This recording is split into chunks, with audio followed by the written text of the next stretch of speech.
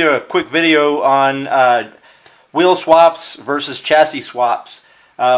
Start off with a vehicle that I did a long time ago, and this was one of my first videos I showed this vehicle. This is the 56 truck. I can't remember the name. It went through several different castings, but it was the Ford pickup that had the motorcycles in the back.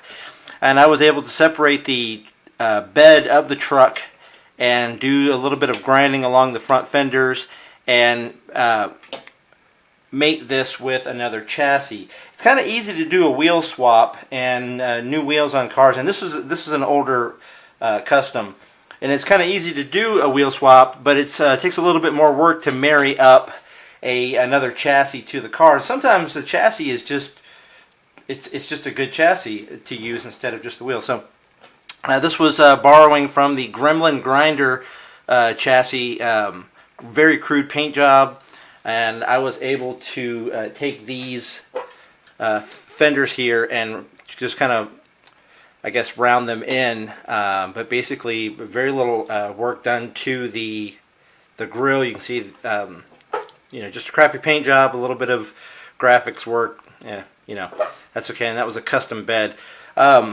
Another example that I had shown in another vehicle of marrying up another chassis. This one actually takes a chassis from a whole-scale 6x9 truck, a military truck, and marries it to the Dodge 1500. With this chassis swap, I basically just kept the sides of the front cab and the front bumper and just melded it into the existing chassis.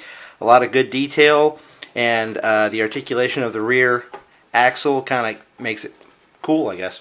So Hot Wheel knobbies, and just a rough, just kind of rough in. I had a bed on it that married it up. This was modeled after the T-Rex experimental vehicle that Dodge came out with, so I plan on redoing this, but this is just an example of another chassis swap. Another current chassis swap, I took the this is a recent casting. It's the Datsun 240Z, not the Z-Wiz, and this is a very good casting, and I decided to make some changes. And if you'll remember, this car here, it's the more detailed Dodge Viper with the flip hood, and I decided, well, you know what, I think a better combination for that car would be, and it fits perfectly.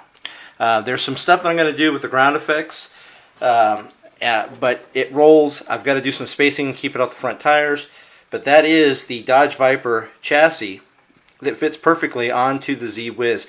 The 240 body. I did take out the hood because I'm going to do a flip hood to show the engine. And as far as the interior goes, the casting from the original Dodge Viper is here, the seats. But I married with it the dashboard from the 240Z and the rear area showing the struts. And I did that because I had to get the windshield to sit properly, and I couldn't do it with the Dodge. So when this goes together, you can see, it's just almost perfect casting.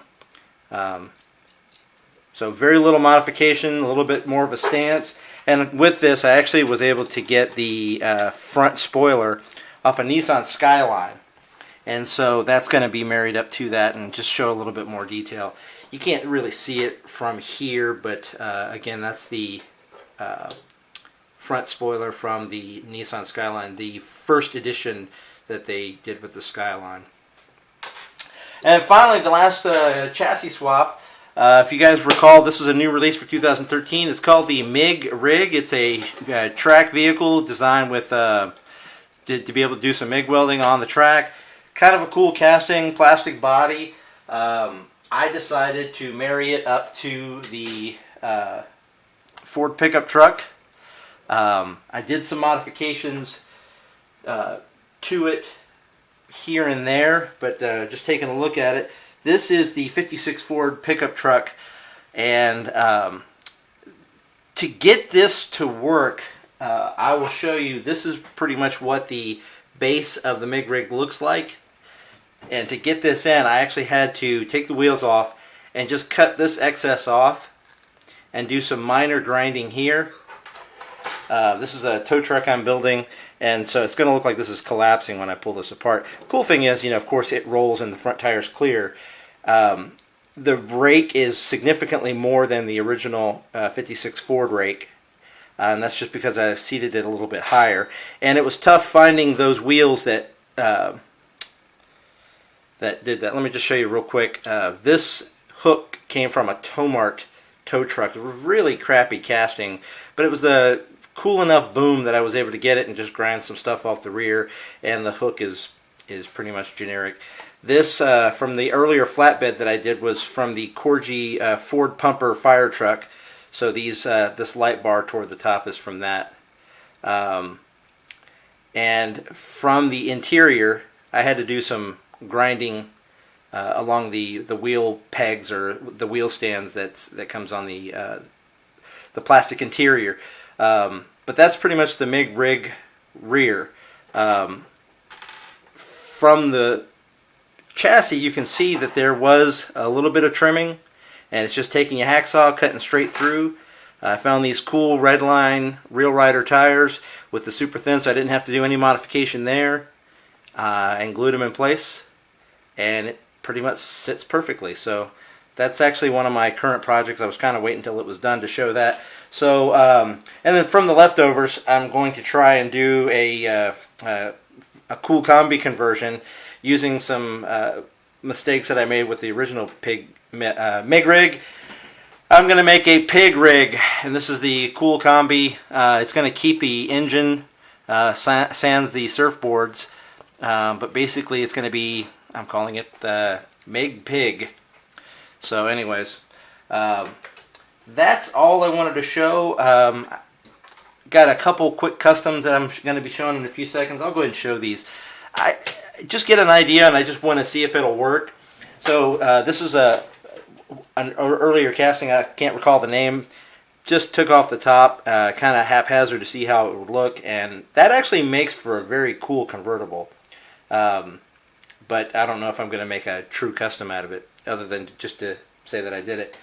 And then the other thing is Chevelle. It's a popular casting, the 70 Chevy Chevelle.